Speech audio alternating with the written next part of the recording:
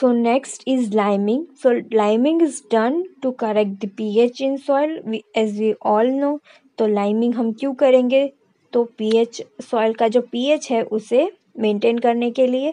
And if a pH is 6.5 to 7, then we have to apply our lime 200 kgs per hectare. अगर हमारा already जो soil का pH है वो 6.5 to 7 है तो हमें सिर्फ 200 kgs per hectare lime use करना है. Okay, so then next is fertilization. तो फर्टिलाइजेशन कैसे करना है? तो first we have to fill our pond which is 1 to 2 feet or 30 to 60 centimeter, and then we have to apply cow dung for 100 kgs or poultry droppings for 500 kgs or single super phosphate 100 kgs. So among these three we have to apply any one, and then again we have to fill our pond till 4 to 5 feet which is 21 to 1.52 metre.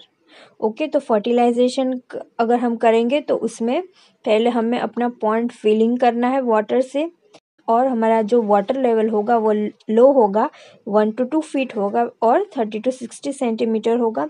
और then हमें उसमें या तो काव डंक eight 100 kgs और poultry ड्रॉपलिंग्स eight 500 kgs या फिर सिंगल सुपर फॉस्फेट 100 kgs पर अप्लाई करना है. इन तीनों में से कुछ भी एक अप्लाई करना है और फिर हमें अपना पॉन्ड अगेन फिल करना है वाटर से to 4 to 5 feet. Okay, 4 to 5 feet तक हमें अपना पॉन्ड वापस से फिल करना है. And then we have to provide hideouts. तो why we have to provide our hideouts? Because it helps our prawn to get shelter during molting and to avoid predation. तो हमारा जो prawn होगा उसमें वो जब मोल्ट करेगा वो अपनी जो ऊपर का शेल है वो शेड करेगा. शेल्टर्स की रिक्वायरमेंट होती है क्योंकि ताकि वो प्रीडेटर्स से बच सके, इसीलिए हमें हाइडआउट्स प्रोवाइड करना है. And cut branches, nylon screen etcetera can be used as hideouts. तो ये सारे हम यूज़ कर सकते हैं as a hideouts as shown here in photos you can see. So now next is stocking. So stocking density should be 3 to 4 per meter square, and if polyculture then our PL should be half the stock and carp should be 3000 per hectare. So इसमें हमारी जो stocking density है वो 3 to 4 पर metre square होगी, और अगर हम पॉलीकल्चर कर रहे हैं कार्प के साथ तो उसमें हमारी जो पोस्ट लार्वा होगी वो हाफ दी स्टॉक हो जाएगा. मतलब 3 to 4 पर मीटर हम अप्लाई करते थे तो इसका हाफ हो जाएगा अगर हम पॉलीकल्चर कर रहे हैं तो.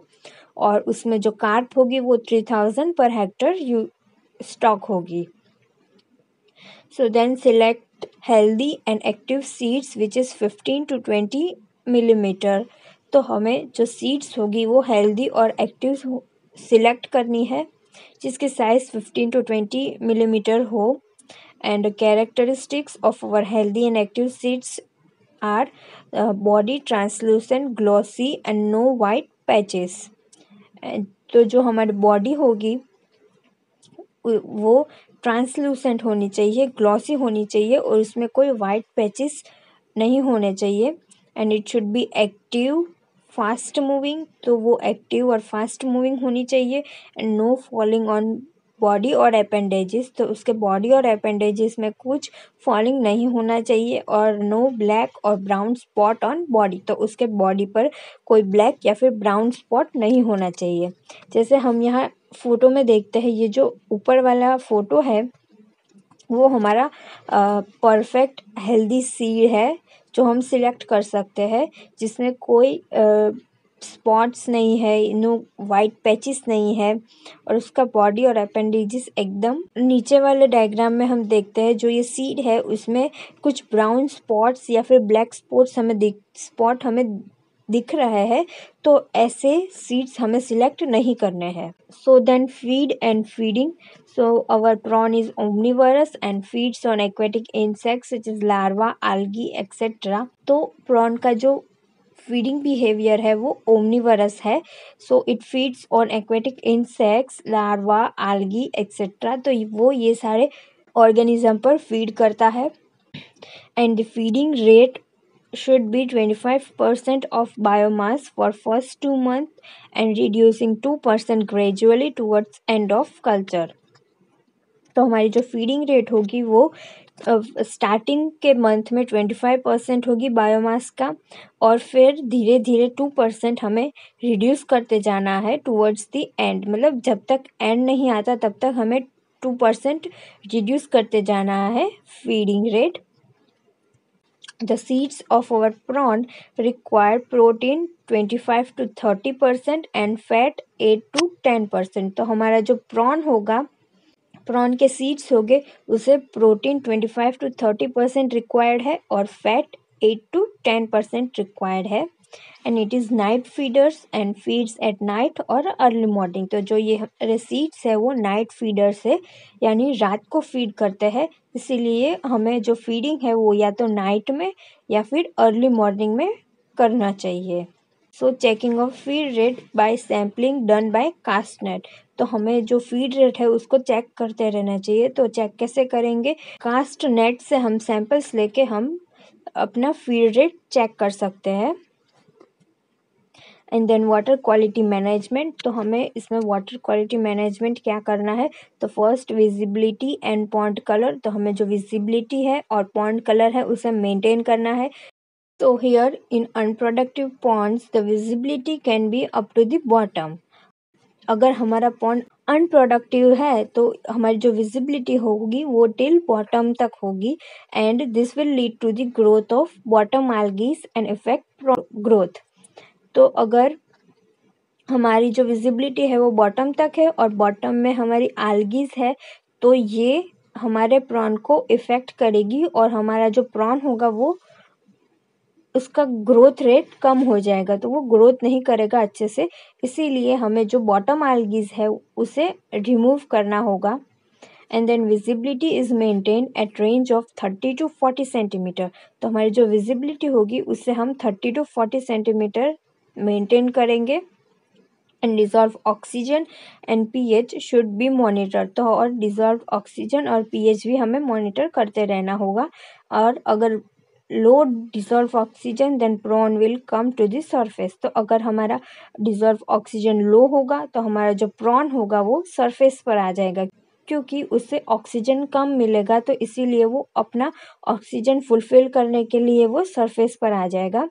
सो इमीडिएट वाटर एक्सचेंज और aeration should be done to prevent stock mortality.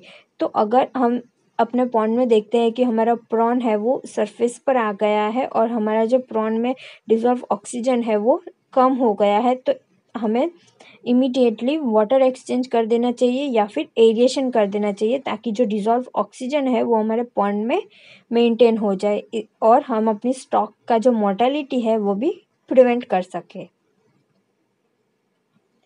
So now stock monitoring. We have to do our monitoring. We have to monitor our stock on regular basis to prevent the diseases. तो हमें stock का monitoring करते रहना चाहिए ताकि जो disease है वो हमारे पॉन्ड में ना हो. So regular sampling is done by cast और small mesh net for 3 to 4 weeks interval. तो हमें 3 से 4 वीक के इंटरवल में हमें रेगुलर सैम्पलिंग करनी चाहिए.